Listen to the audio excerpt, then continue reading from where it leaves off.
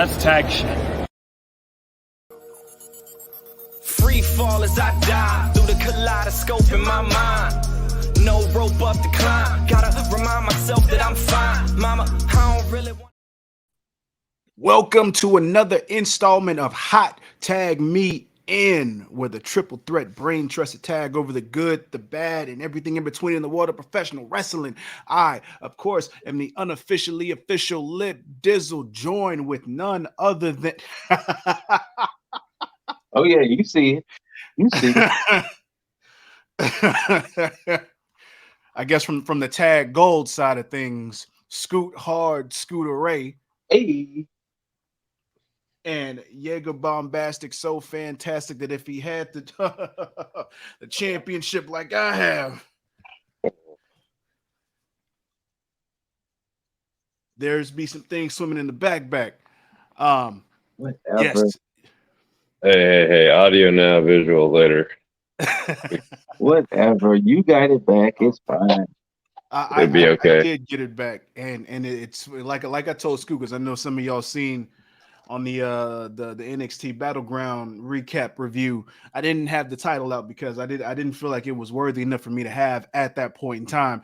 But this show is the show that won it for me, so I'm more than happy to put this across the chest. We're gonna set it down for right now because we got to talk business anyway. Yeah.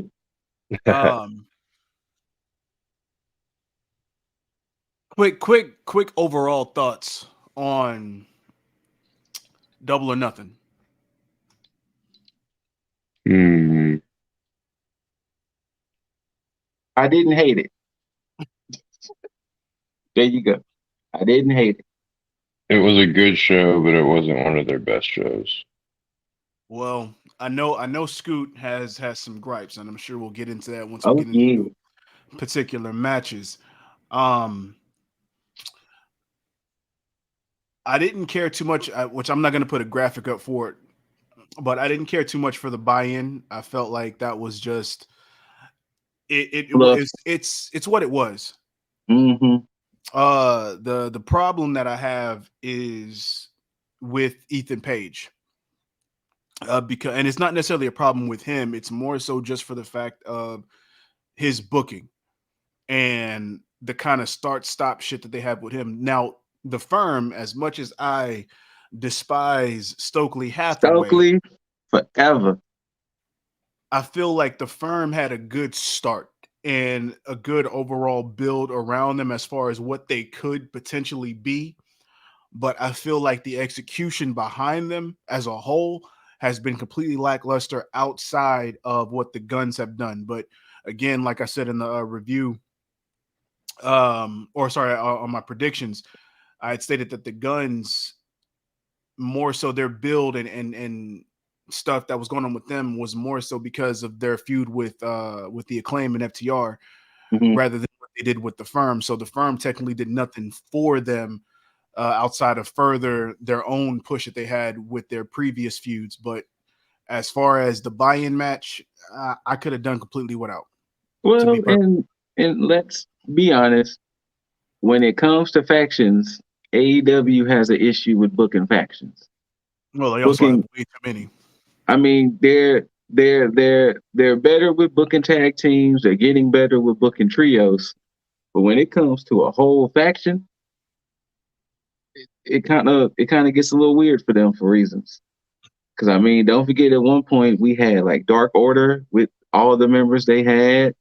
You had the whole Elite with all the people they had. Who else was a bigger faction before? Elite, Inner Circle. Inner Circle. And now we only have I mean, I don't know the state of the Firm at the moment, but right now we only got the Elite, BCC, and JAS as bigger factions at the moment. Yeah. So. But yeah, that buy-in I could have done without. I get why they did it, for the whole thing with Jeff Hardy coming back, but I really need Ethan Page to be booked way better than, because I mean he deserves more. I think he should have been the first All Atlantic champion. But that's my own personal bias. If not the first, then at least be the one to dethrone Orange. But I mean, don't think that's about to happen no time soon because with Hardy having control of his contract, I guess I we'll mean, see where he that goes. could. He could. They could end up turning him face, but I think he's way better as a heel. Um, He has a but heel face, like his face is out of a heel. that's true. Ironically enough, speaking of the All Atlantic now International Championship, I'm gonna just keep it 100% real with y'all, and y'all might feel differently. This was mm, stupid, I and I'm gonna agree. tell you, why this was Did stupid, it look stupid? huh? Did it look stupid? The battle royal, Oh, the battle royal was yeah, stupid. the battle royal Okay, was yeah. stupid to me because you had all of these people, then you had all of these people who had feuds with each other in this, and at no point in time did it look like anyone truly could dethrone Orange. I mean, yeah, the ending I with him feel and that Swerve, way. where it was like, could they get the whole mobile embassy all with gold? But it was stupid. It was just to get a payday for a lot of people. Damn. So That's how I felt about it personally. I thought the battle royal was booked well enough for what it was. I had an issue with the participants because the majority of the participants were tag teams. And that Uh, too. Yeah. so that kind of basically deflated a lot of what it could have been in my eyes. But at the same time, due to how Orange had been booked up to that point, there was no believable way that he would have lost that title within the confines of a battle royal. With Orange is going to lose pin, submission, or by way of some type of disqualification or Mm-hmm. shenanigans. Yeah. But He's gonna lose in an actual match. yeah, because with this, he's building up that wear and tear while defending this title. So Mm-hmm. that's how it's going to come to a head. Which, I could like I I said, could see him losing as early as this Wednesday. Man. he's got two more defenses, in my opinion. I think Who's he's he got going two against more. Wednesday? I don't even know if he's got a match Wednesday, but Oh, I'm saying if they announce one or anything. hell, at this Um, point, he might fuck around and have it up until Forbidden Door. Yeah. that could be when he loses it. Yeah. So at this point, Well, I'd say, when is, because Forbidden Door is the next one. So we got Forbidden Door, and then after that is All In, and All In is the 27th of August. So I don't see him holding it up to that point. I give him probably to July, but that would mean that he would have to lose it on like an episode of Dynamite, or Like a it could special. be Collision. baby. So One of these, yeah. one of these little things, we gotta discuss Collision because I gotta get y'all's thoughts and opinions on Collision. What's up? What's up with that collision then? Well, quick sidebar for the people. That's what's up. We'll give y'all a 2-in-1. I don't know how I feel about Collision because it sounds like he wants to do a brand split type of situation. Because with him Ah, specifically saying these are going to be wrestlers you will for sure see on Collision. So you're telling me we're never going to see the BCC on there? We're never going to see Elite? Like we're never going to see, like, is Miro only relegated to Collision? Can Miro never come to Dynamite? Thunder Rosa, she's only relegated to Collision. She can never come back to Dynamite. Like, you know, that's my weird thing I have with Collision at the moment. Yeah, because they're talking about it as if, as far as the rumors go, they're talking about it as if it's going to be uh something akin to a split. Mm-hmm. But the way that it's being marketed outside of the rumors is a show that's akin to WCW Saturday Night, Mm-hmm. And which then, oh my God, go ahead. yeah, and I was gonna save this for a video, but I think I'll go ahead and explain it now. It's one of those situations where it's good and bad at the same time, because I think about, and I don't know if it's the same for you guys, but me and my preteens having WCW Saturday Night Mm-hmm. as a wrestling show that I could see on the weekend, because of course, being a preteen, not much to do on the weekend, especially on Saturday night. Mm-hmm. That was something that I was looking forward to and able to watch. So for younger viewers, it makes sense. But for younger viewers and then diehard professional wrestling fans, and not to say that we're not diehards, but it's like we also have lives and stuff to do, just like Yeah. any other normal Yeah. person.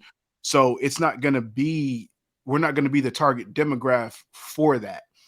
So if this is a way that they're trying to book it, where it's like, okay, well, reviewers, let's give them something for the weekend, then that's fine.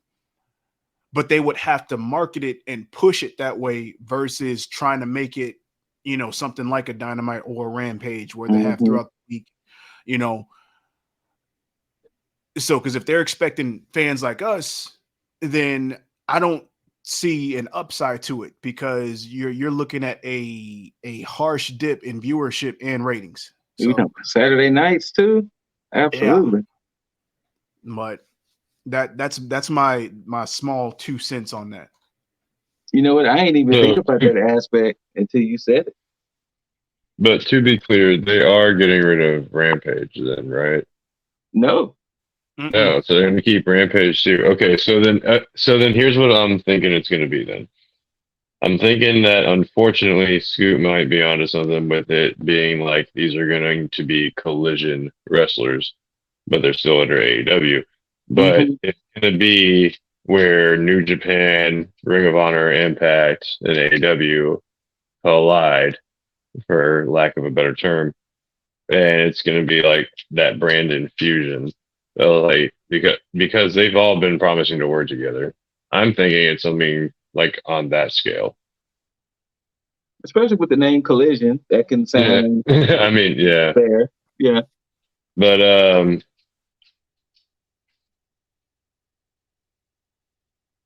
I'm sorry, I just dropped off what I was trying to say. Damn it, I just completely dropped that. Damn. But No, I mean, Well, I would love it to be. Sorry, yeah, I'd love it to be where like people that are on Dynamite and Rampage, yeah, can come over to Collision, but yeah, it's gonna be. I don't really see it. Like, what do you mean that you think they're gonna end up losing fans from this? no, they won't lose fans. They're going to end up losing I mean, viewership viewership. Excuse me, times, viewership. Sorry, because sorry. normally it's you not out there gonna. doing something for Saturday nights. Yeah, you're not going to get the same amount of viewership that you get on a Wednesday or a Friday. And even Friday is a stretch, because Friday is already dipping in viewership compared to Dynamite. And that's only because of a time slot, not because the Mm-hmm. show's bad. I think Tony made a mistake with having Rampage at that time slot. He should have just went ahead and just competed with SmackDown and just left it at that. And just because the thing is, WWE doesn't have a problem with competing with AEW. I mean, if you look at them trying to put up NXT, which is a stupid decision, NXT up against Double or Nothing Oh last yeah. night. But Mm. uh, yeah, if they market it a certain way, which I don't think this needs to be a akin to a brand split, because you have ROH. So if you have ROH, there's your second brand. There's where you can put other people over there, because you already have belts that's implemented and put in place. There's no need for you to make another show and then potentially add more belts that you don't need, because you already have an issue with championships in AEW as it is. But yeah, I think it's more so just a wait and see aspect to to Collision because there's so much rumors that's going on that we can't just see through everything that's going on as far as like what is accurate because you got a whole bunch of the CM Punk stuff and I've played very carefully not to even talk about that, I but mean, the first show is in Chicago. yeah, and they've already that's been the one thing that's been confirmed is that Mhm. first show is going to be in Chicago. That's the only thing of note that we know for sure as far as all these rumors that's been going on. What exactly is happening? We don't know if Punk is going to be there. We don't know if it's going to be a split brand type of thing. We don't know what the position that they're holding with this show is, but we know it's going to be in Chicago. Mhm. So,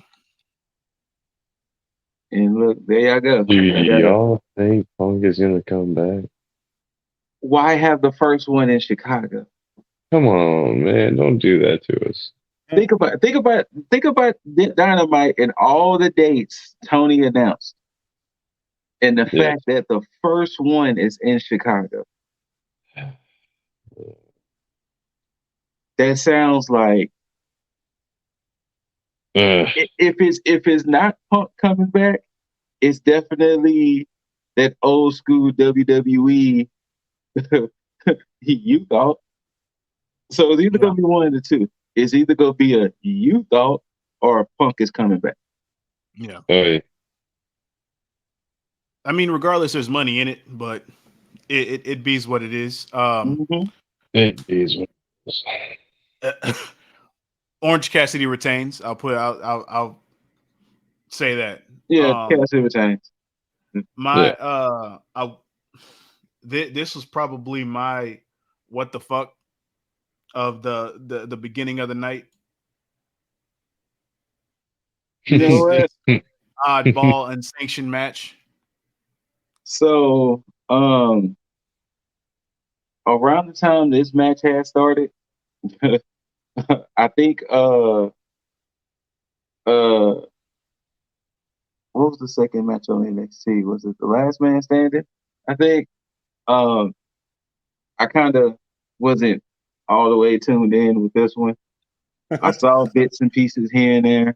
Um I remember when the match was getting signed and they was like Sabu was gonna, and I was like, why did we get Sabu to come? Like, I was expecting Kyle O'Reilly and Fish or somebody to come back now. That's true. I was like sitting out, man. I was sitting like jumping up and down in my chair. Why the hell? Like Colorado Bobby Fish didn't My even bad. jump on the pay-per-view or anything. My bad. The Heritage Cup match was happening during this, but Yeah. I started off watching it, and every now and then I would look, and I kind of trailed off, and I guess it did what it was supposed to do. Now, if I remember correctly, unsanctioned matches, they don't count, right? Pretty Correct. much. Yeah. Yeah, see, and that's the reason why when we did the predictions, I went for Cole because it was like, that's Jericho's out. Yeah, I lost, but I lost in a match that doesn't go in the record books. Yeah. And, Well,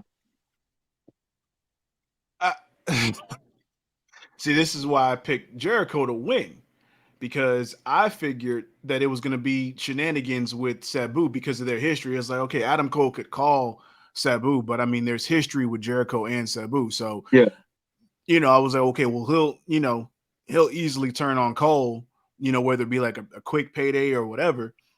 And then you can extend this whole feud.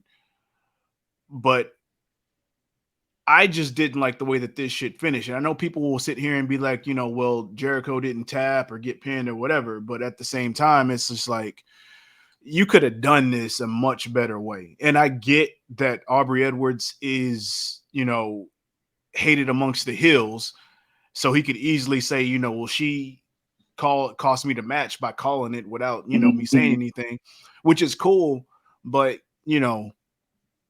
there's so many better ways to use Aubrey Edwards in a situation with a heel, which we'll get into later. I was about to say they got creative. But for this match, no. This match, I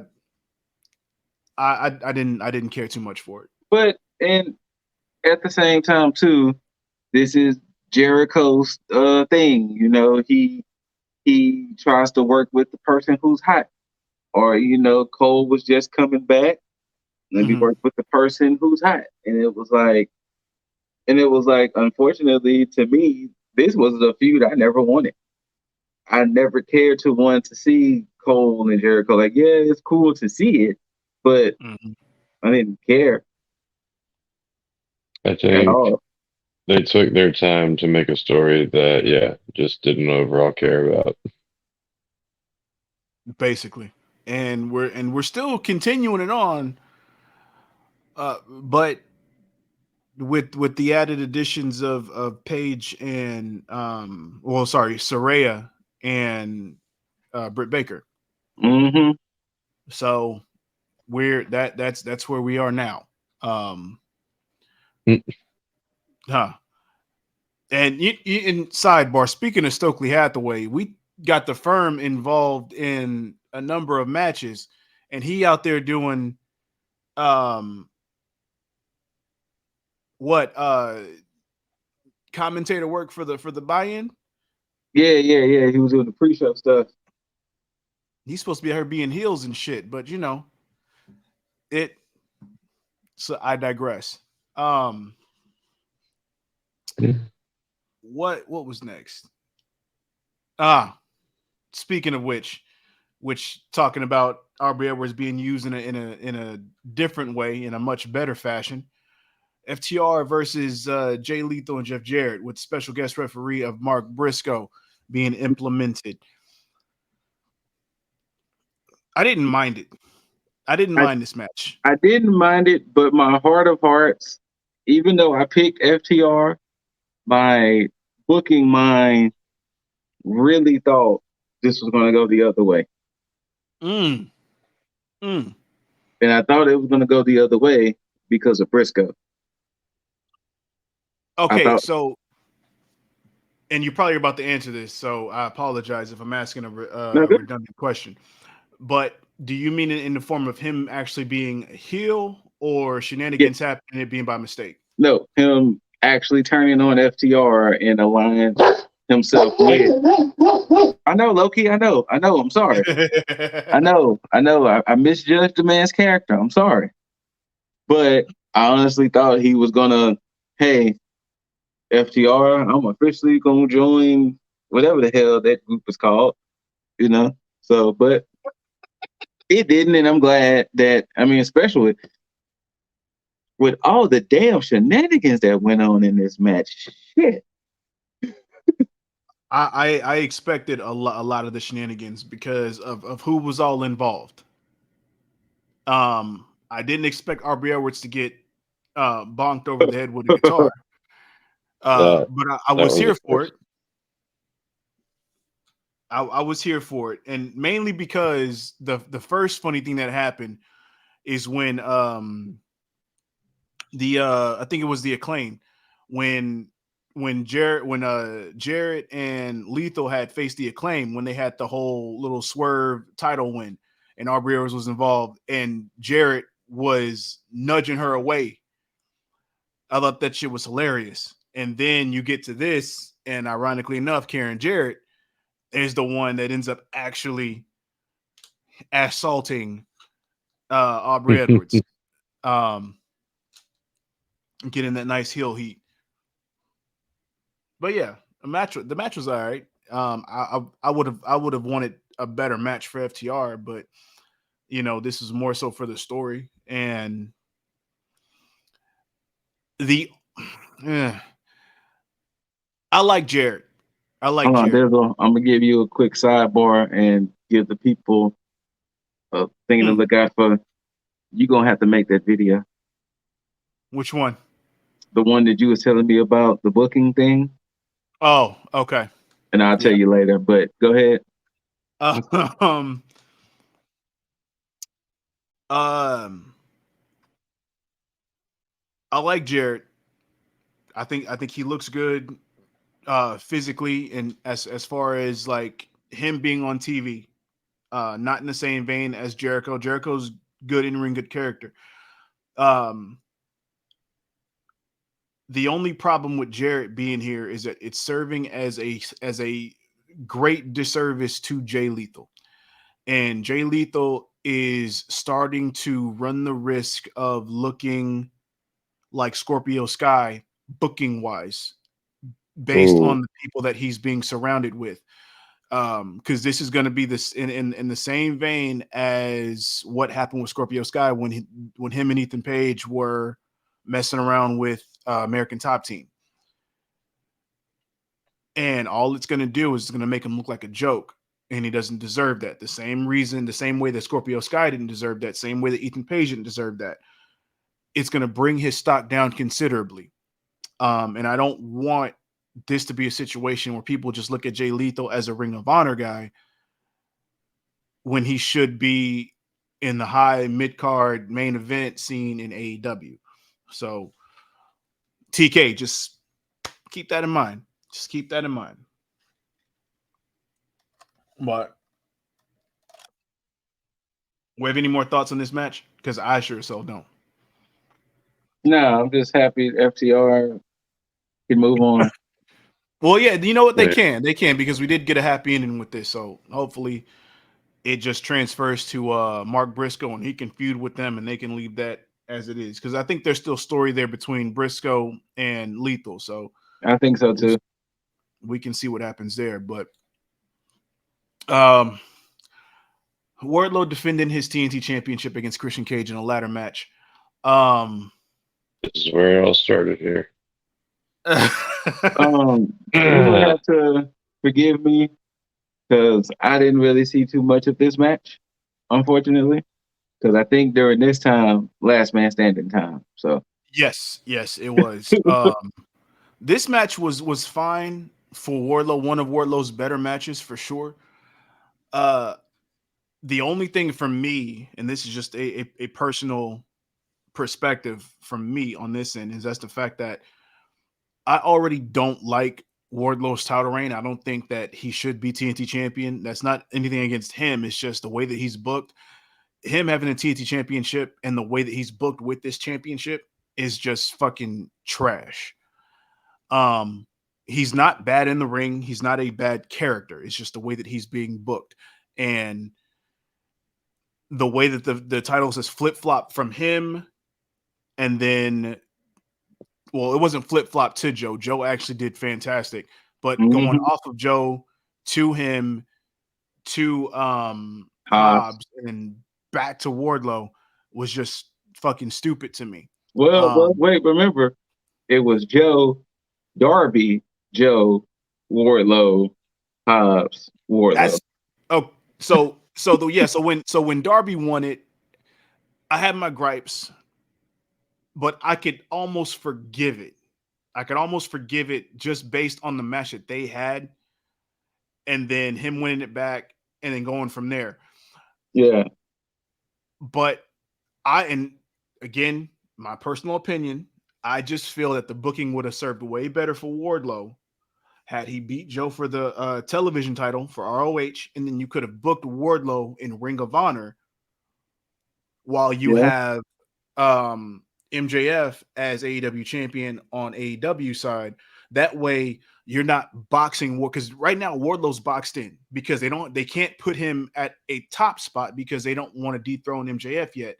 On top of that, all you're doing is occupying a spot that's meant for somebody else, but sliding in Wardlow. Wardlow was served better over on ROH, being their television champion and potentially going up against Claudio for the Ring of Honor championship, to do something, because at least he can be somebody big over there and they can book him accordingly.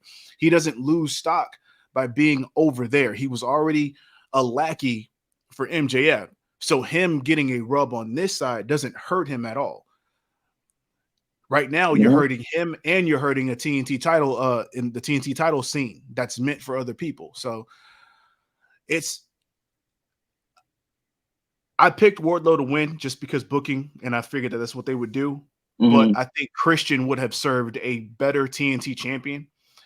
One, for his character, and then two, you could have easily built up Luchasaurus even more on this end. to whether he would either be a face or he just turn on Christian Cage and still continue to be a heel. But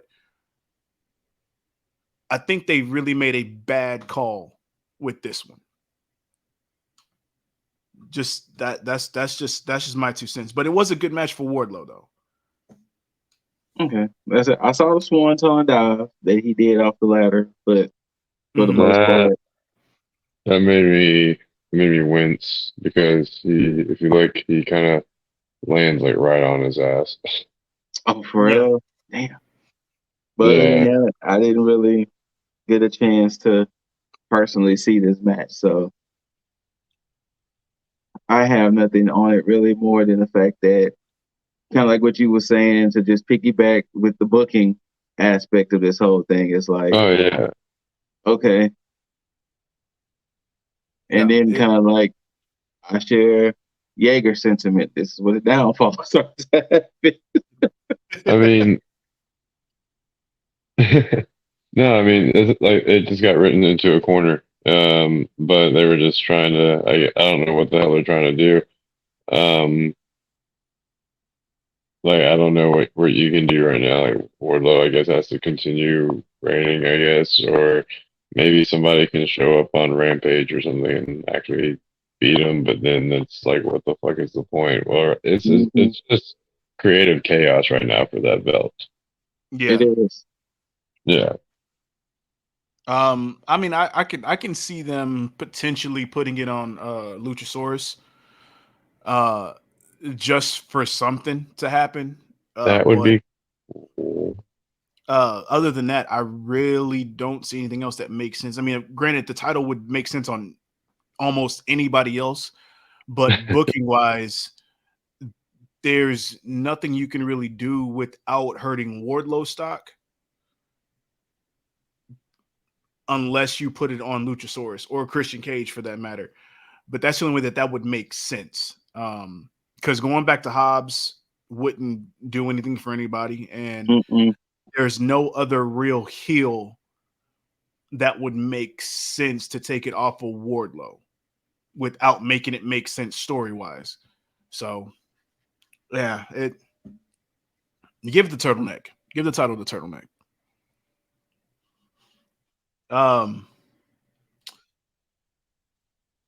A weird finish. Jamie Hayter defending her title against Toni Storm. Okay. Yeah. I get it. I get it from what was discussed in our group chat, but from a booking standpoint and from just an overall standpoint, having Toni win this match was like, huh? Yeah. Wait, huh? Like, wait, what? Yeah. Especially the way she won it. It was like, huh? And once again, the beginning of the downfall. It was like, huh? Wait, what? Huh? And the thing is, too, and so this is the way I look at it in AEW's case, because, WWE, we know, is established. Any other companies, I'm looking at it for an AEW standpoint. Mm-hmm. This is what, year 4 or year 5? No, it's year 4. 3. No, 4. Sorry. 4. Okay, so this is year 4 for AEW. And if you're looking at it from a standpoint, Toni Storm is now a 2-time women's champ. The first ever. Most likely, Hayter is going to become a 2-time women's champ. Correct. You have Moxley with all that creative confusion, wound up being 3-time champ. FTR is 2 times tag champ. You have Darby Allin is 2-time, 3-time TNT champ. Guevara 3-time TNT champ. It's like you have certain people who are already multiple time champs in a 4-year span. And even I'm not saying Toni Storm isn't deserving to be champ, especially to officially have champion and not interim, but it serves no purpose, because considering if you look at that group, they kind of made Saraya seem like she was more of the leader of that group in a sense. This is true. And it was Yeah. like you give it to Storm for potentially Hater to win it back when they go to London, then it's like, okay, she couldn't just defend it in London. She had to win it back in London. Like, okay, like I was, yeah, That's exactly where my mindset is. Is like, why wouldn't she just like, why wouldn't they instead just have her have a streak up until London and have her lose there if you want that kind of a factor? yeah, So Like, but to successfully, like, but it makes sense, like Lip said, like to have her win it back and like get her lick back and like just make it, I guess, more, I guess, tasteful on the revenge side. more than that too. And I think they also did it too because even though they did recognize her reign as an official reign, but she still had interim attached to it at Yeah. first.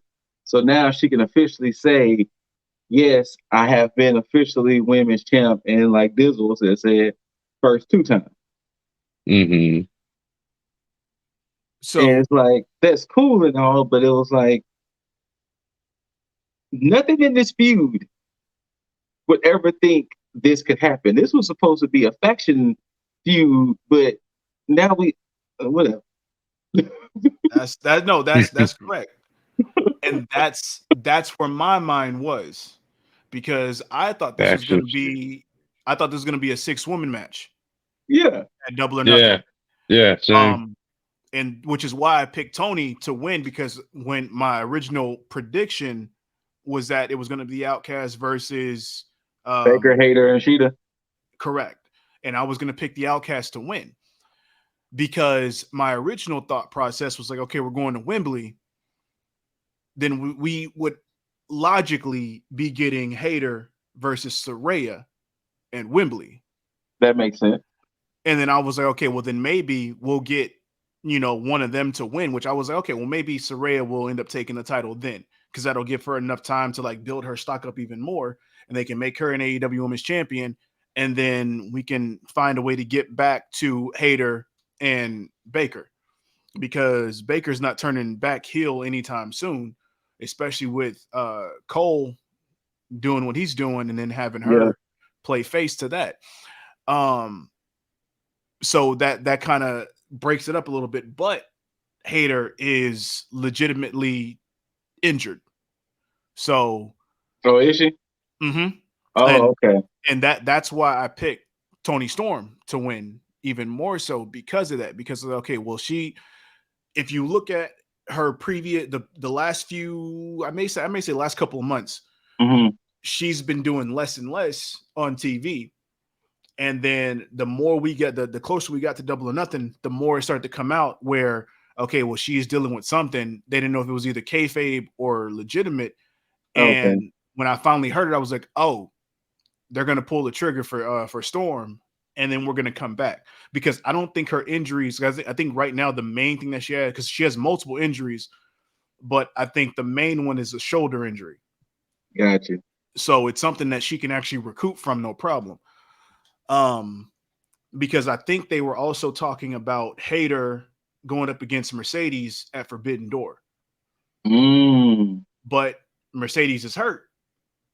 So Yep, she's there's hurt. that, because Mercedes was Yeah. technically supposed to be the one to go over against Willow, I can see that. and that's where we were going to go from there. But things happen, and now we got this. So things are all kinds of messed up. Damn, Mercedes just got started too. Well, Yeah. you know what happens when Mercedes starts to go hard. Eventually, that body gives up on her. Like Yeah, she's a she's gonna. she she's one of the worst cases of when things get Yeah. to going for her. Her body be like, "Hey, we know you popping and all, but let me sit you down for a second." She got, I think it was his ankle, so she's got about 8 weeks post surgery. Okay. Yeah, before she can actually do anything. I would say anything minor. So, um, yeah, That's a hard call. But knowing these professional wrestlers, Mm-hmm. that time frame shortens significantly. So she might It try to be does. back in 6.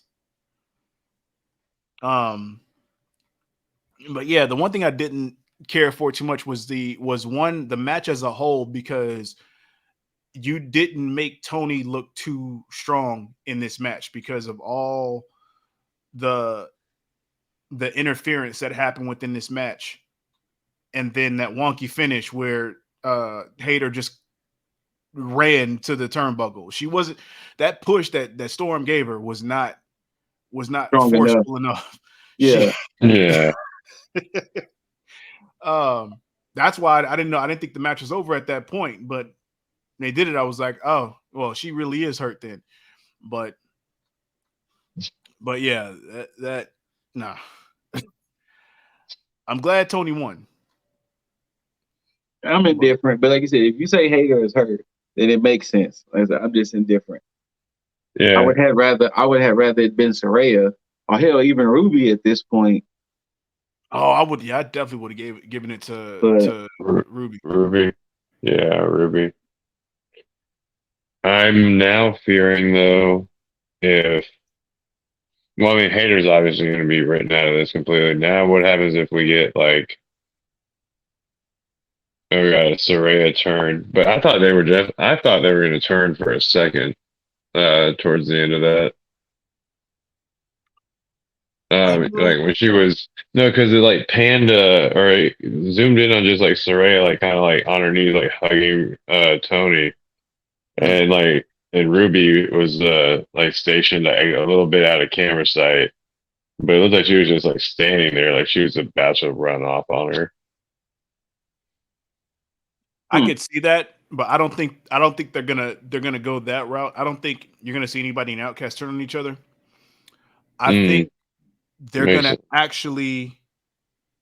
I think they're actually going to book their faction intelligently. I think they're gonna be a female version of like heel New Day. And I think what they're going to end up doing, because they basically have the pick of the litter. Like, they do have the chance of going after Statlander. Well, we'll get into. But I also think they're going to allow the whole deal with ROH play into a factor here, because I don't know if you guys watched the media scrum. I didn't. But Tony Storm threw some slugs at Sky Blue. Oh shit. So there's also that, and then there was a question that was asked as far as like, what's up with the Outcast from here, and said, well, they can do whatever at this point. So I have a feeling that they're going to try to take gold elsewhere, which will bring into the whole Ring of Honor thing. I think Athena's still champion at Ring of Honor, so there's that. There's the fact that Willow just won the New Japan Strong Championship. So there's a lot of things that they can actually do at this point that caters to them, that doesn't have to revolve just around the AEW Women's Championship. And I think that's the smart way to go about it.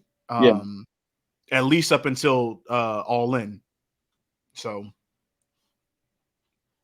that's just my thoughts on it.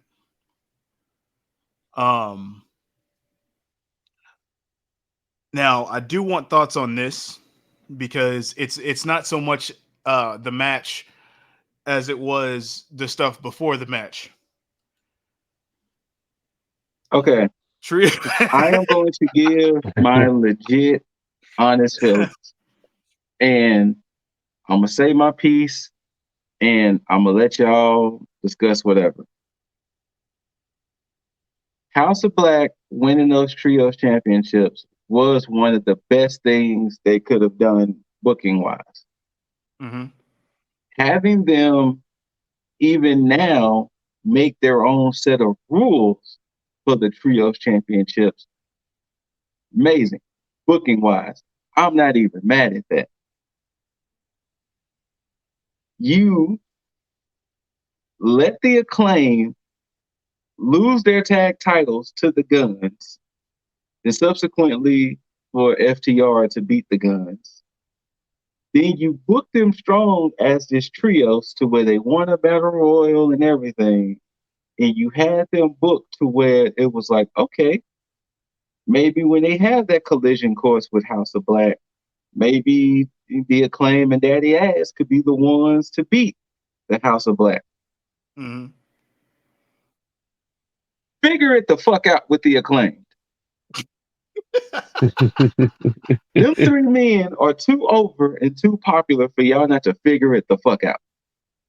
Figure it the fuck out with the Acclaim. The match wasn't bad, whatever. Figure it the fuck out with the Acclaim. Hey, Buddy Murphy, I don't blame you if you wanted to punch Castor in the face either. Yo. I don't blame you. Yo. But figure it the fuck out with the Acclaim. And I'm going to let y'all take it from there.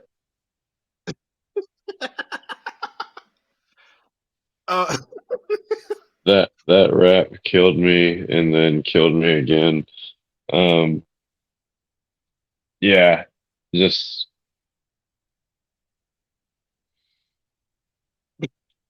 it's almost like he had to remind me that they were champions still because they came out like that. They just came out like randoms. I appreciated it. I mean, it's like, yes, everybody loves the Acclaim. That's why they fit for this. But at the same time, yeah, you're just showing that there's no really creative direction with them. And yeah, just everything you said there. Figure it the fuck out. Well, for one, the match was solid. I'll give them that. Yeah. But I mean, we all expected House of Black to win, so there's no surprise there. In terms, and because now that Scoot brought this up, I think this takes precedence over the whole match itself. What to do with the Acclaim? That's a simple fix, and it works the same way that booking would work for the Outcasts right now. Mm-hmm. You put them up against the Mogul Embassy. Mogul Embassy. I was trying to remember the fucking faction name, the new name. Yeah. The Mogul Embassy, and you have them take the ROH trios titles. Or the ROH 6-man titles. And you have, because I mean, the Mogul Embassy is trash, dumpster juice, not doing anything for anybody. Okay. You put only because you just said something that just triggered me again. I don't see how you have three men who is just all that beef. Then you add the whole caveat to Swerve buying into them, and they became the Mogul Embassy and all that. Figure it the fuck out with those 5 individuals. Figure it the fuck out. Okay. Yeah. So then now you take that, right? This is how we fantasy book this shit. Mogul Embassy has the numbers at this point in time. Mm-hmm. You have the Acclaim and Daddy Ass feud with them for 6 titles. Then you get the numbers advantage in terms of the Mogul Embassy. This is where you get Keith Lee involved in here, and then you kill 2 birds with 1 stone. You get the 6-man tag titles up for grabs for the Acclaim and Daddy Ass. And then you get that singles match that everybody's been clamoring for between Swerve and Keith Lee. And then after that, then you figure it the fuck out. Mm-hmm. But at least at this point, you get those 2 taken care of, and then you could probably book Swerve in a prominent role, whether it be for the International Championship or the TNT Championship, whichever the case is. But you get Swerve and you get your money's worth for him, because right now he's being booked into oddball oblivion because it's not working out for him at this point.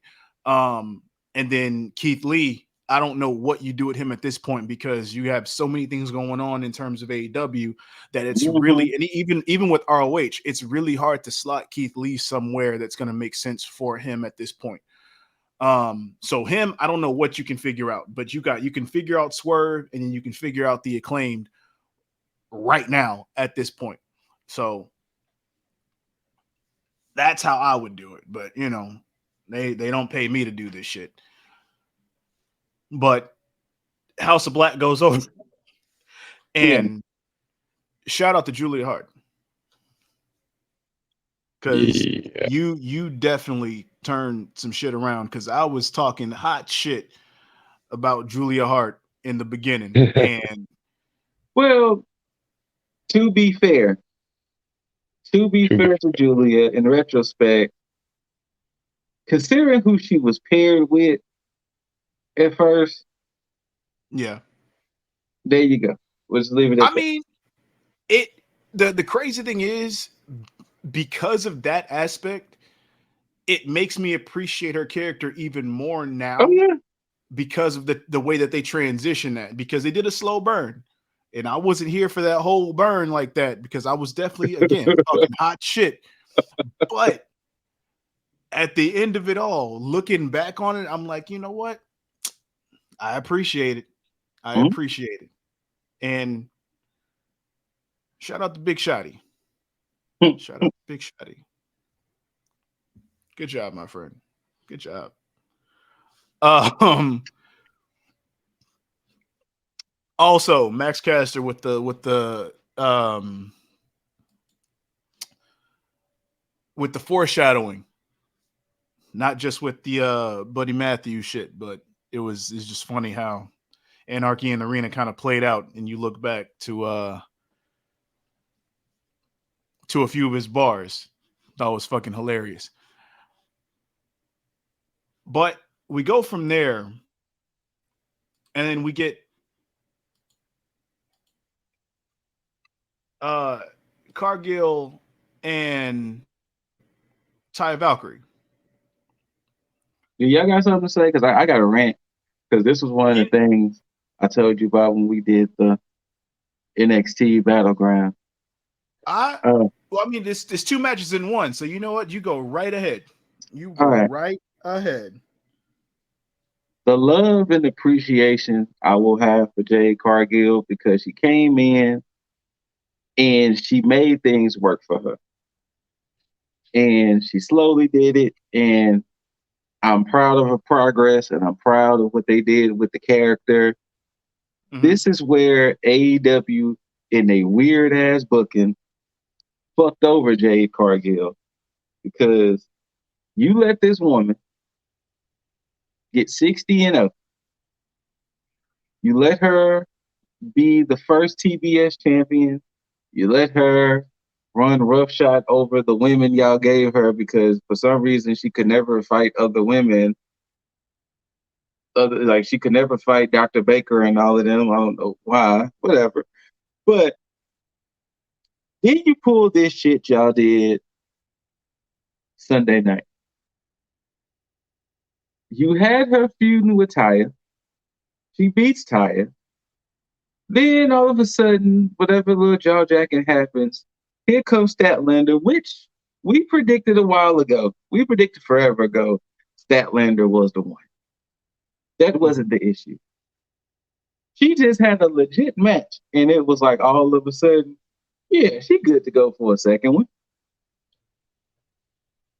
And then boom, lose just like that. And it was like, hmm.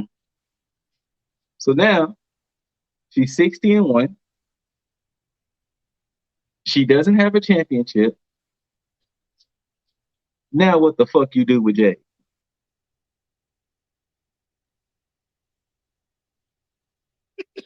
Third time, Yep, he's absolutely right. Give it to this man.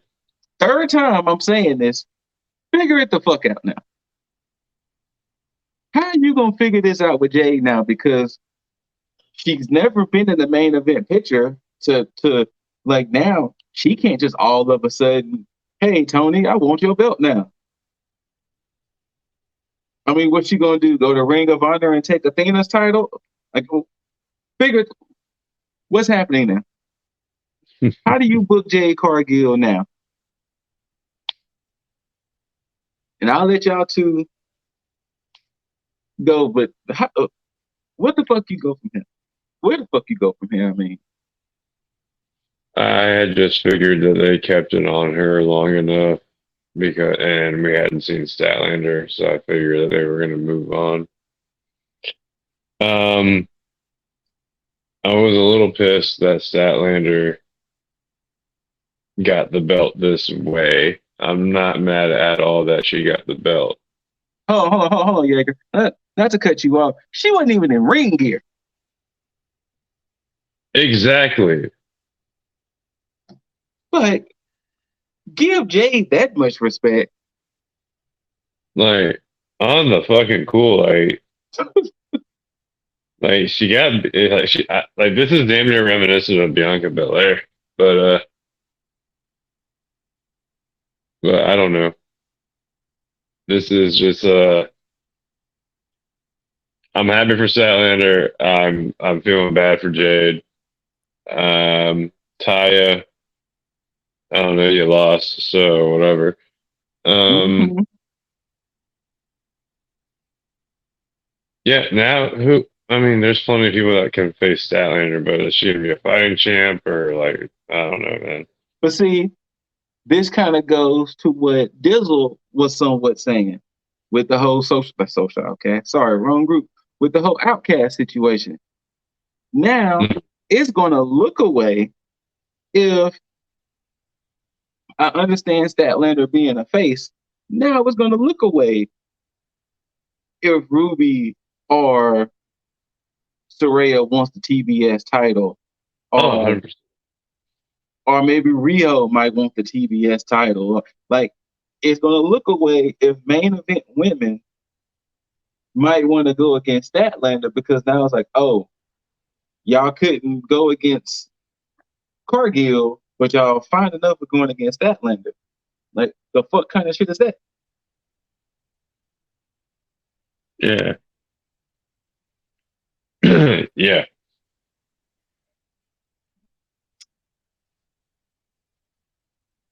I'll open it with this question. Mm-hmm. I'll see if this changes your mind a little bit, Scoop. Okay. If they had the same instance where Jade had her match, Mark Sterling basically, or no, sorry, Mark Sterling didn't make the match official. Jade was the one that made the match official. Mark Sterling was the one that was saying that there was nobody else. Mm-hmm. Let's say the same instance happened. Statlander comes out. They make the match official. And they give this match just the same amount of time, if not more, than what she had with Taya Valkyrie. And it becomes a very hard-hitting, very close match, and Statlander ends up coming on top. Would you feel the same way? No, because it would have then been a legit match, and that then you could play off the fact of Cargill being the heel afterwards and be like, look, I already had won a match. But it's kind of like what Jaeger just said. This almost comes off Becky and Bianca 2.0. Okay. I'm glad you said that because that's the way that I was thinking. And this makes, well, not necessarily the Becky and Bianca thing, but it makes more sense in the fact that you still have her look strong in having two full matches and then end up losing and it does favor Jade in a sense. Now, I will say this, Jade is going to take time off. You know what? Hold on. Rewind. I would have been even better if it was kind of like what House of Black did. If Jade beat Taya on Dynamite or something, and she was like, look, I'm going to be a Double or Nothing. I didn't beat everybody else. But to have her go back to back like that, it would have been better if she would have did like House of Black. I'm going to just throw out a TBS Open Challenge. And then they could have sat out there and waited. Nobody's music hit. Then Sterling could have been like, well, obviously there must have been nobody. Because then, if her and Statlander would have had a full match, then it would have been like, oh, well, shit. This is the person we thought was going to dethrone Jade the whole time, and boom, she did it. But for her to have 2 matches back to back, and then like I said, Statlander damn near in street clothes. What the fuck? Yeah. Yeah, and I wanted to see now a proper build. and that's the problem that I have with this. The problem that I have with this is the same problem that I have with the booking of WWE's World Heavyweight Championship tournament. The thing is, we already knew that this title was catered for Seth Rollins to be the the re-inaugural champ. Yes. So with that, instead of just placating to the fact that everybody knows he's going to win, build up a story with how much it means to him, how much it means to everybody, especially with the fact that Roman is going to be champion for a while. We already know that Statlander was the one, whether she was rumored or whether we just have, whether being fans and just figured that she's going to be the one to take it from Jade, or at least being the one that's believably the one that's going to take it from Jade. It made sense when she came out, when they said there's nobody else. It was the perfect way to bring her back in after being back from injury. And then you can easily set up the story from there. You had weeks of build that would have been prepped. Instead of having Jade just run through each and every person, you could have easily built up a transition point to where it's like, okay, Statlander is definitely the one. Now we just got to get there, as opposed to just being like, Statlander's the one. All right, let's get there. You could have, this, in my opinion, puts a stain on Jade's title reign, because I already had my issues with it because the way that it had been booked up to this point.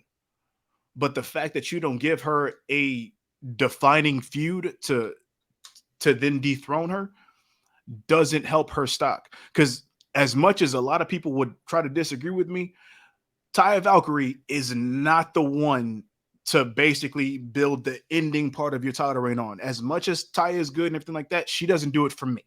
No. And I don't see it as a believable situation with Jade there.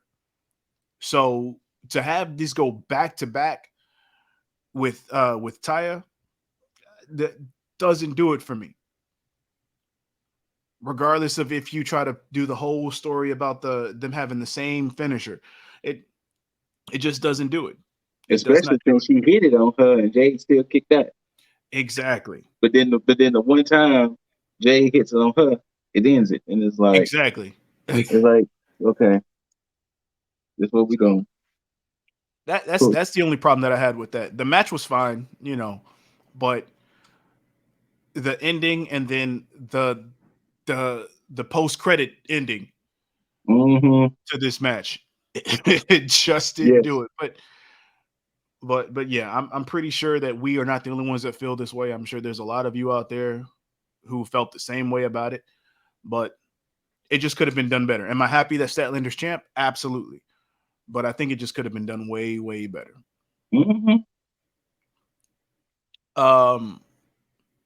Oh, wow. Yeah, we already are there. Exactly. Okay. Here's where we are. I know I'm jumping out in front. I want to officially give a heartfelt, it's not apology, condolences. I don't know. Oh, really? This match deserved a much better treatment than what it got. You think so? Yes. Okay. Because one, it wasn't the main event. Okay. And two, it's hard to truly topple BCC versus the Elite. Even if it wasn't anarchy in the arena. BCC versus the Elite on any card is going to look fucking crazy. Now, you had your 4 pillars who have been, at the same time with the BCC and the Elite, been building up this storyline. Granted, they had a very roundabout way to finally making it a Fatal 4-Way, but they made it the Fatal 4-Way. They put energy and heart into it. They put out a banger of a match. but it was overshadowed. This should have gotten way more respect than it deserved. Okay.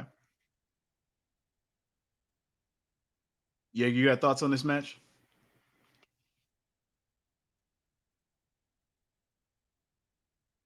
That match left him speechless. Sorry, I was trying to get Loki under control, man. I legitimately thought this match was paced out very well, where it was highlighting everybody's individual talents. I mean, the fucking near falls alone were very suspensefully done. I was surprised to see the low blows, but then I keep remembering that the no DQs were going on.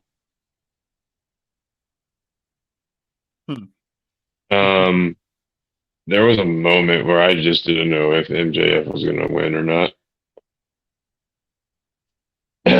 But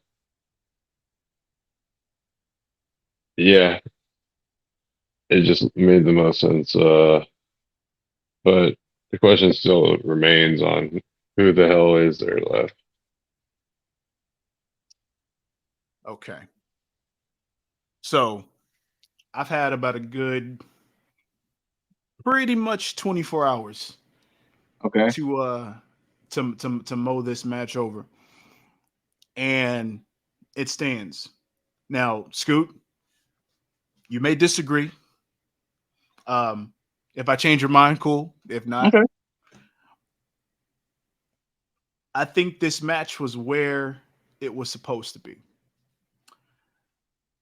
I didn't think that going into this match because I was surprised that it wasn't the main event. But there was one spot in this match that unfolded everything for me. And again, I could be wrong and it may not even go this way, but when I seen this moment in the match, I pretty much saw the way that this whole thing was going to be booked into the end of the year. Okay. This match is the first of two. Okay. Oh, another Fatal 4-Way. Yeah.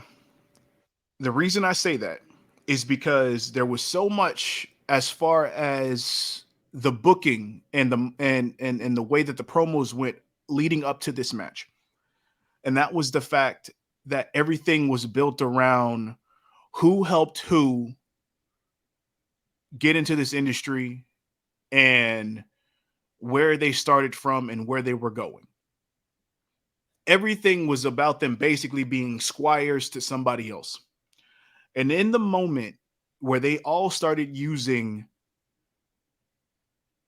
moves of their quote unquote mentors,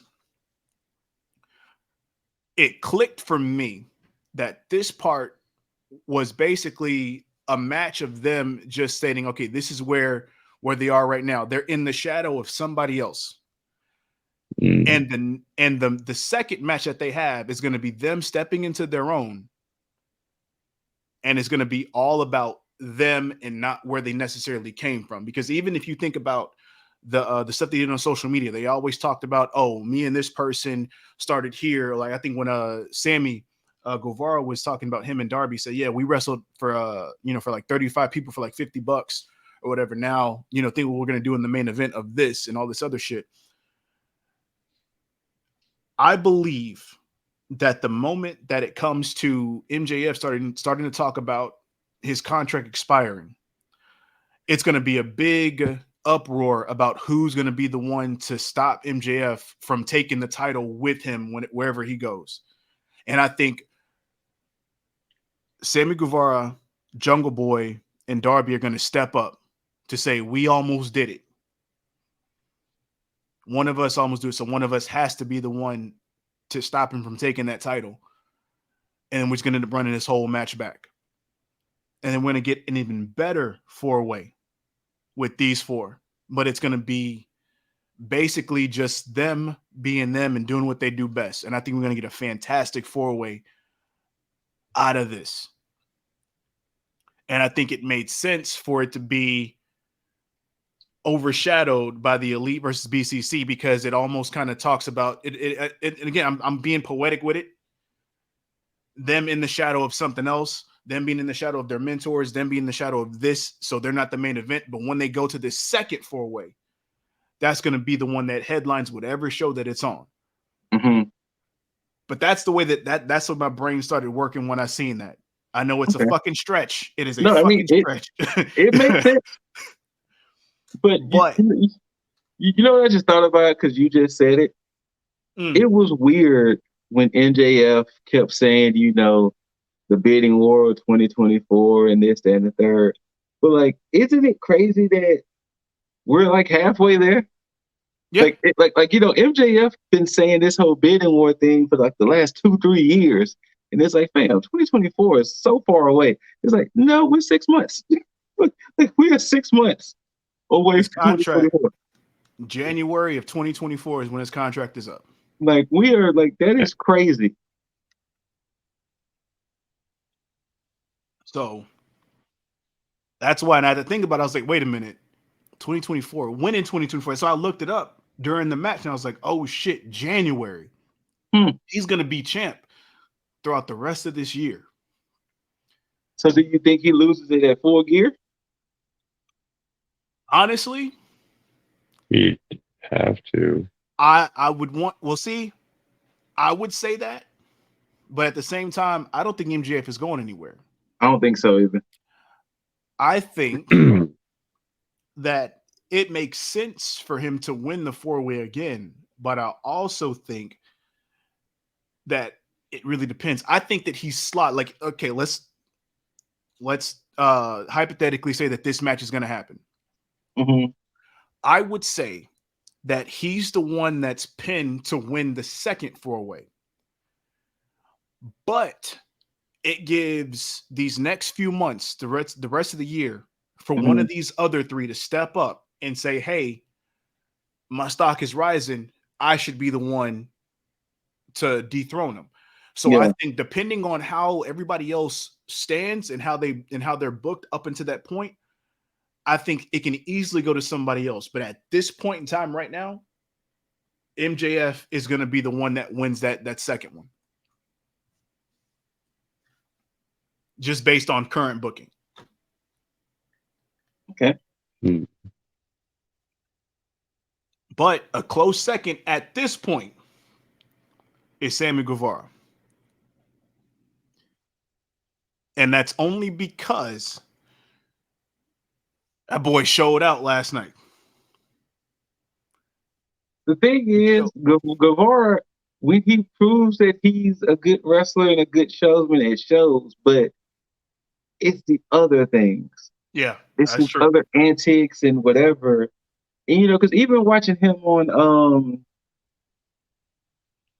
was it All Access, you see that he's not a bad guy. It's just he could just come off the wrong way.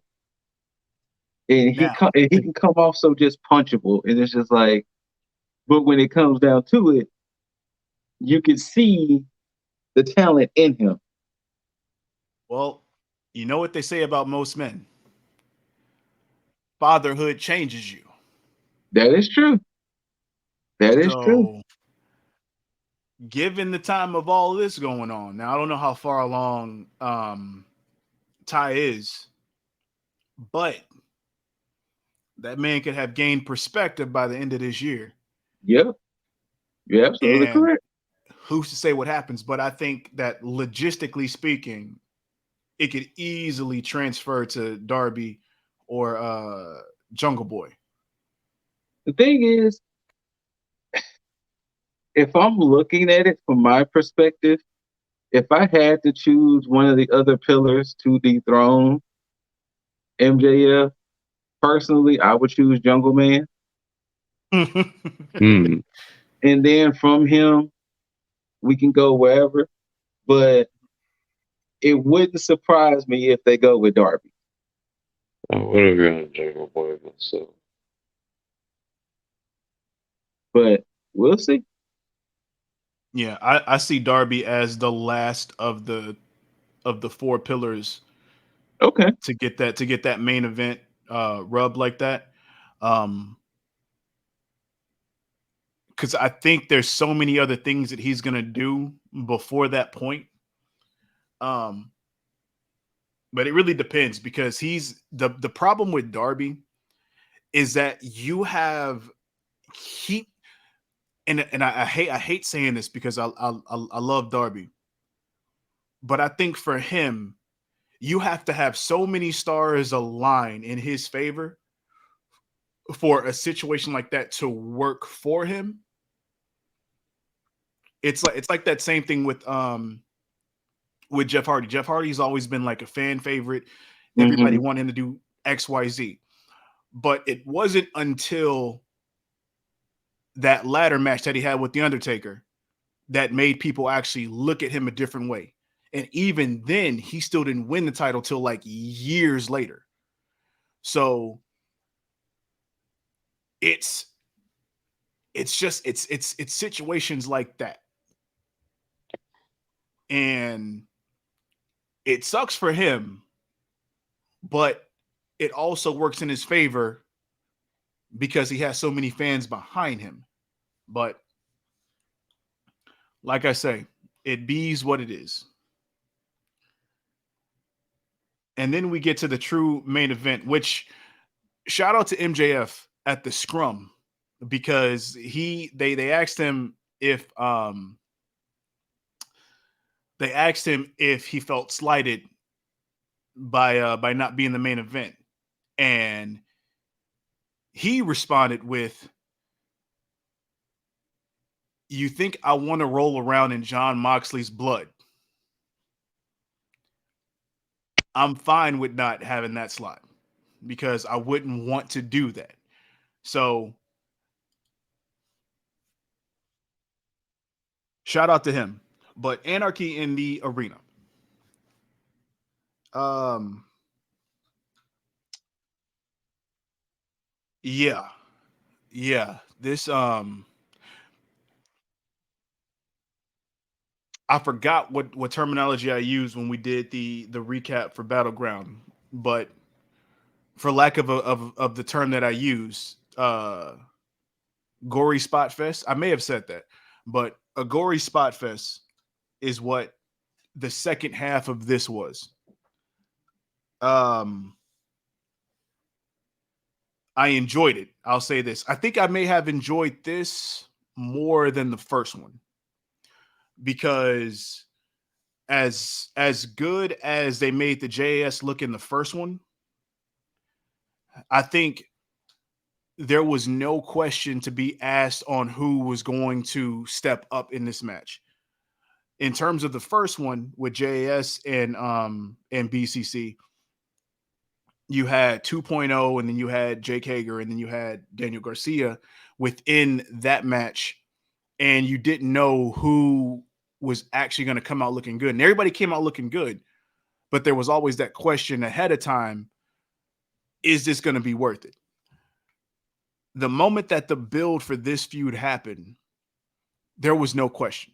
This could have been a regular 4-on-4 without the antics of an Anarchy in the Arena. People still would have lined up to, one, put this match in the main event, and two, show up to see this match. I was not surprised at all with how good this would have been. Now, when we got to the antics at the end of it, yeah, the exploding super kick, the Matt getting his fucking feet stomped barefoot into the tacks.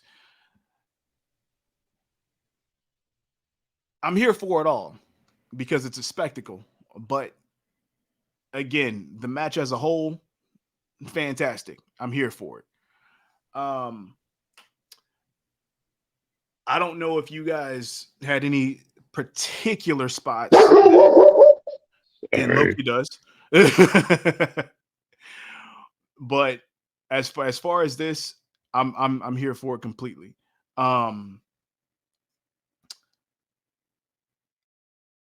The only problem that I do have with this match is Mox. And that's not to say that he did anything bad. It's just the fact that Mox has been in so many of these hardcore-esque matches that it's starting to be the one thing that defines his in-ring career. And I know that, you can go back to CZW where he pretty much started his career and was doing a whole bunch of these death matches and shit like that.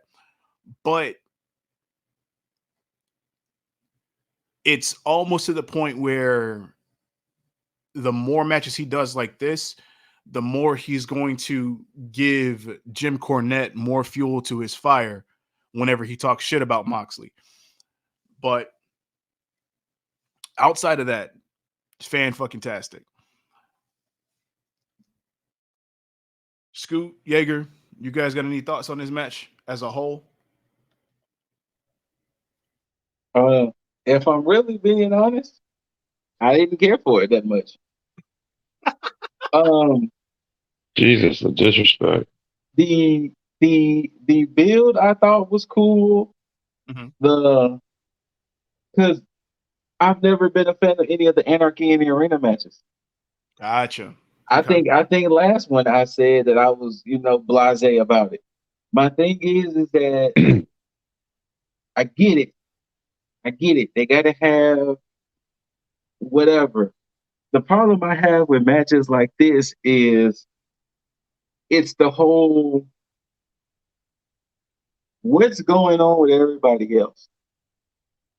Because there's 8 people, it's splintered off, and then it's like you're clearly not seeing something. Now, granted, am I saying they should have had 4 different screens? No, but I don't know. I can appreciate the exploding super kick. I can appreciate getting uppercutted with thumbtacks all in your mouth. I can appreciate the violence, but like I said with the Battleground review, I can appreciate the violence Ilya and Dijak did compared to the violence that was done in this match. Okay. Because in this match, I don't know. And then, of course, you had annoying ass Don Callis on commentary. So it was like, so, and then you had that damn band. Jesus. I think it was Violent Idol. Yeah, Violent Idols. Yeah. Somebody needs to tell him about his stage makeup. Yeah. Well, I mean, he did have a strip. It was a red strip. It wasn't a red strip. It wasn't full blackface. But I mean, it's kind of like on. It's like on that line where you're like, you can't get me. Mm-hmm. Oh man. It's like you know what I'm doing, but you can't like fuck with me about it.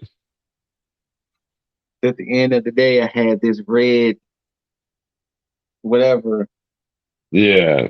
No, but from what I did hear, apparently he's always done that for people that go to his shows. The mask, yeah. Is that what you're gonna? Is that what we're calling that? No, he has a mask that goes from like his nose to his forehead. Oh. So that part he had on. Now the face paint, okay. I do not recall, but I know he wears that mask a lot. Okay.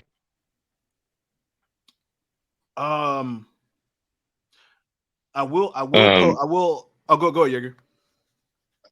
I was gonna say, as far as the match was concerned, yeah, Anarchy in the arenas are always chaotic. So you just usually say this match was like a bunch of spots, but it was also supposed to, I don't know, I guess mean something for the elites. And like they actually, I don't know, I wouldn't say this is like one of the Bucks' like best matches. They've had better matches against Lucha Bros. But as far as like a group wrestling match, and then like the moments where Kenny Omega and Hangman got to team up and like do a final stand like fight, Mm-hmm. like little spots like that. I mean, of course, the exploding super kick, that kind of a fight is. I mean, that kind of spot is always welcomed in my book. Don't like overdo it though, you know, like practically don't do that again. Like, but yeah, I can see. Like, I actually really liked the twist that Lip was already hinting at. Um, yeah, and if it goes the way he and I are both thinking about, then it'll be Kota Ibushi to join us. Mhm. So that kind of raises my question, and I have to ask if you guys would feel better about this direction versus the violent aspect of this feud, and that's the fact that we have on both sides completely 5-star credible professional wrestlers on both sides, Mm-hmm. Yeah. and the fact that usually in big feuds, the big violent match is usually like the blow off match because you know everything is coming to a head. But what if, and it's another hypothetical, and but I think it is kind of going this way. What if it's the opposite, where it's like as the elite, you know, we're not catered to this aspect. Can we do it? Yes, but it's not our thing, Mm-hmm. you know. But instead, they go the route of we go from this to these 5-star classics that we can get as far as mix and matching with both sides that lead up to probably another violent match, maybe, or just some type of storyline that I can't comprehend at the moment because it's hard to kind of decipher what you would do with going the opposite direction where now you're mixing matching these guys, whether it be a tag match with the Bucks and you know Yuta and Claudio, you know, to a point where you get Omega and Brian Danielson, which of course they already alluded to the fact that he never beat Omega. Mm-hmm. And then you have the idea of Kota Ibushi and a Konosuke Takeshita. Uh, and so on and so forth. But the fact that we can go either way with this, would you feel better if they went that route versus having everything just be a violent standoff between both sides? Hmm. My issue personally is that at some point I'm going to get tired of seeing this. Mm. This is Yeah. almost gonna turn into when uh the whole Outcast and originals was getting a little stale. Mhm. Because even if we're seeing a combination of different matches or whatever, at some point I'm gonna be like, when's this going to end? Okay. If they was already doing it prior, because the one thing that's not factored into this whole situation, which I thought was hilarious, the elite were not the only ones getting tortured by the BCC. So we're gonna just write out the Dark Order. We're gonna just write out the other random people that they was just beating the shit out of. I completely forgot about that. Yeah, the Yeah. elite were not the only ones getting their asses beat by the BCC. We talking about Top Flight. I mean, well, one of them is injured, but yeah, they weren't the Maybe only they're all ones. gonna maybe they're all gonna come back now. in But these new- they weren't the only ones being tortured by the antics of the BCC. And now, if all we're going to get is a bunch of BCC and elite things until match number 2, Mhm. And then even if now it's going to feel like we're going to need a third one. Because if the Elite wins 2, there's going to have to be a third. Yeah. And then, once again, how do you book this after? What do you do with the BCC after? What do you do with the Elite after? This is why I like to. This is why I like to end up calling championship matches maybe a defense or two early, because look at where we're at. Or I'm sorry, but like not only with championship matches, but even like with grudge matches like this, like they could have ended the grudge match here by winning here, and then on Wednesday had Konosuke betray them and join the BCC, and then I don't know. You could have just ended it and then eventually had, or I don't know.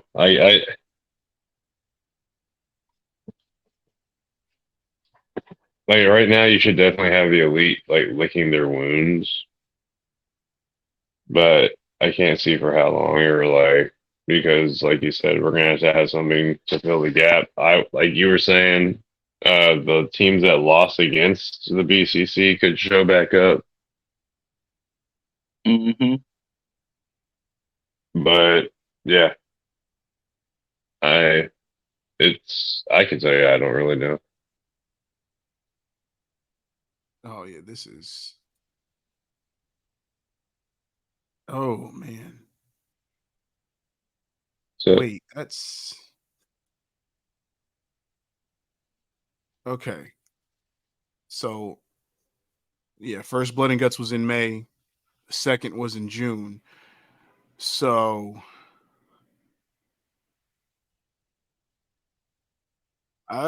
yeah, we could be looking around the time of Forbidden Door.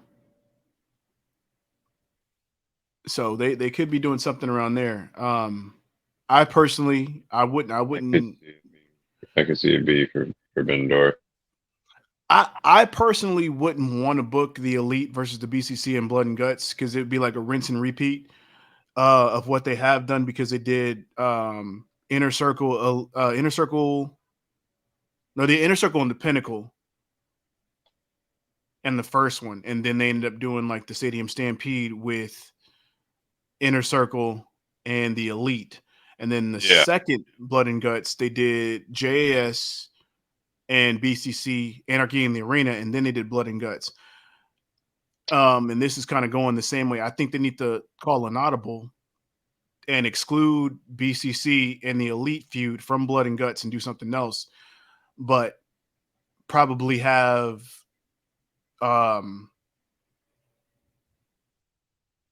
something happen at Forbidden Door instead, um and then figure it out from there. But I don't think they should rinse and repeat what's going on. But um as far as this Anarchy in the Arena went, I don't have too much of a problem with it. I think it served its purpose.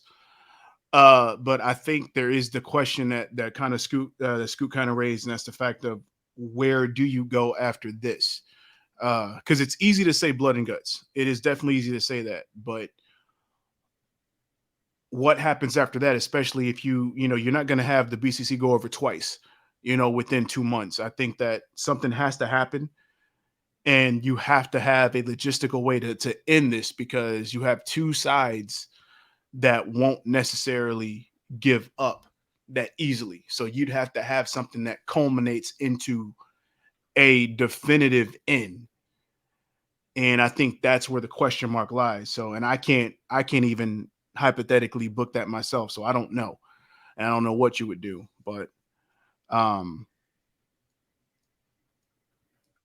yeah. Do you guys have any closing thoughts on Double or Nothing as a whole?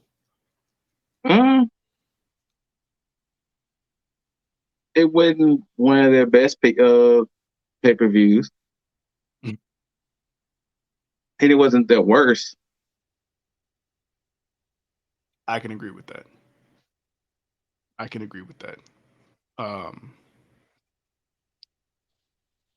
I think Yeah.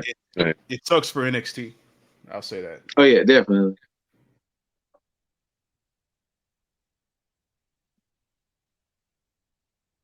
One thing I will say though, TK, let this be an eye opener for you. That you can't sit here and continue to play nice with WWE. You need to change the time slot of Rampage, and you need to stop trying to cater to what they're doing. They don't give a shit about what you got going on, and they will book against you At all. anytime that they can. So do yourself a favor and stop doing them favors. Just saying. Ooh, bars. But yeah, that's all I got. I don't know if you guys got anything else on that, or just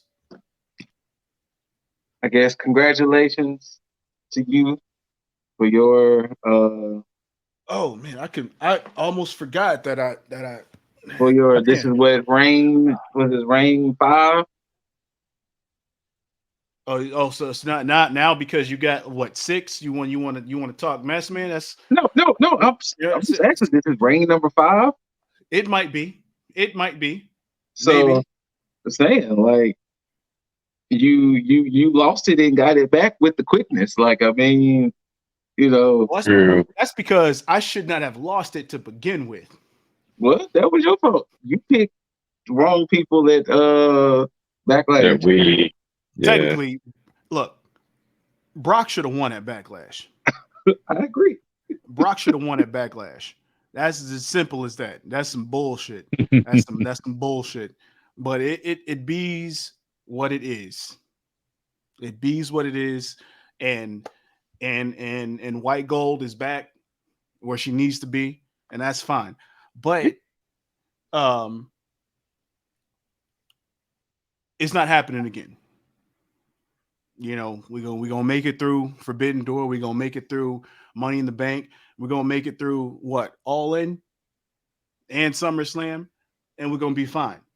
That's just how things are gonna be. You got Money in the Bank as well. Yeah, I thought I said Money in the Bank, but I ain't paying it. I ain't hear you. But, well, we got it twice. And yeah, we'll leave it at that. And we're gonna leave this where it is. Just simple. Let me just set this down right now so that way I can do this nice outro shit. But to all those that were behind me, we got it back. For all of those who were against me and didn't want me to have this back. And I'm not talking about my compatriots here because they already know how I feel about them if they win my shit. But to those of you who are backing them and against me, fuck you. Fuck you all. But to my fans, we here. We got it back. But whatever. Whether you loved it, hate it, don't forget to rate it, thumbs up, thumbs down. Leave all your comments, concerns, questions down below. Whatever opinions that you have, they go down there as well. But make sure you tag that like button, the subscribe button, the notification bell, all that good shit. Let me warm up this hand as I am wearing this Bullet Club shirt so I can get that Too Sweet ready for the boys with a good bada bam. And until you see these immaculate faces, these handsome faces, and hear these immaculate voices, I bid you all to do a farewell and all that good shit. Until next time, you beautiful, beautiful mother effers. Tag the fucketh. Ow. Dollars make a way to make a change. Gotta be insane to make those same mistakes again. So I'm switching lane to lane. Pray to